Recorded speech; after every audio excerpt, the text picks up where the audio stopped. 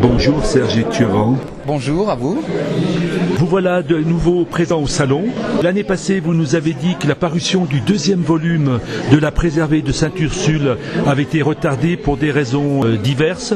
Est-ce que cette fois, vous avez réussi à l'éditer? Alors oui, tout à fait. Il est paru là le 1er juin, La Préservée de Sainte-Ursule, livre 2. Et évidemment, je contacte toutes les lectrices essentiellement, puisque à 90% ce sont des lectrices. Je les contacte. J'avais pris précaution de leur prendre leur adresse mail ou leur téléphone. Et donc, je suis en train de diffuser ce livre 2. Alors dans ce livre 2, on retrouve Maxime et la jeune orpheline Marie-Jacinthe, qui est à la recherche de ses origines.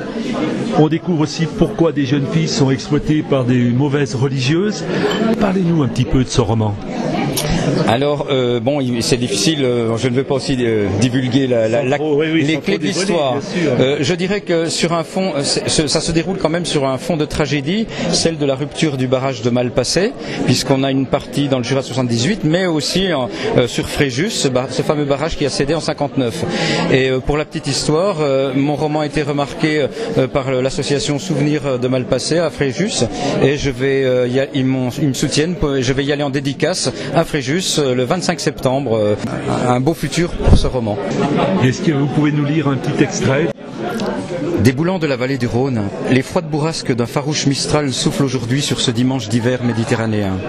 Ici, sur Fréjus, elles chassent la grisaille au large et brisent leur élan plus à l'est sur les roches rouges et les abrupts volcaniques de l'Estérel. Cela fait presque 2 mois que la vague déferlante de Malpasset a tout emporté dans son sillage fou. Des vies humaines par centaines, des vies animales par dizaines de milliers, des végétaux par millions. 2 mois que d'innombrables destins alentours ont chaviré, blessures irrémédiables, cœurs brisés, deuil impossible, mémoire inconsolable. Le dimanche matin, Jean ne boit pas. À l'heure où sonnent les cloches de la cathédrale Saint-Léonce, comme tous les dimanches matins, Jean se rase, repasse du mieux qu'il peut sa chemise blanche, s'habille avec soin, puis donne un tour de clé à la porte de l'appartement.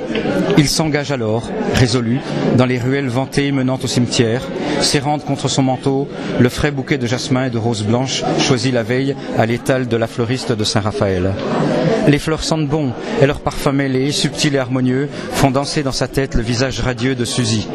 Il faut dire qu'elle arborait un sourire si éclatant, cette jeune mariée, lorsqu'en avril l'an dernier, sur le parvis de la cathédrale, elle avait porté son bouquet de jasmin et de roses au nez de l'élu de son cœur. Merci. C'est moi qui vous remercie. Est-ce qu'il y aura un 3e volume?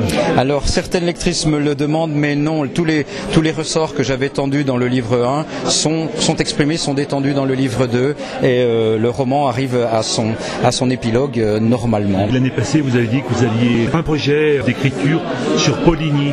Est-ce que ce projet a avancé? Alors, ce projet a avancé un petit peu. Il fera comme le roman La Préservée. J'ai besoin de plusieurs éléments qui m'inspirent pour pouvoir les assembler ensemble selon une étrange alchimie que je ne peux expliquer moi-même. Mais en tout cas, voilà. Et je souligne que je suis mon propre éditeur, donc il faut aussi que je diffuse mon livre. Donc l'énergie que je mets à la diffusion pour l'instant m'empêche momentanément d'être le doux rêveur que je suis dans l'écriture. Je vous souhaite bon courage et bonne continuation dans ce travail. Eh bien, merci beaucoup. Merci à vous.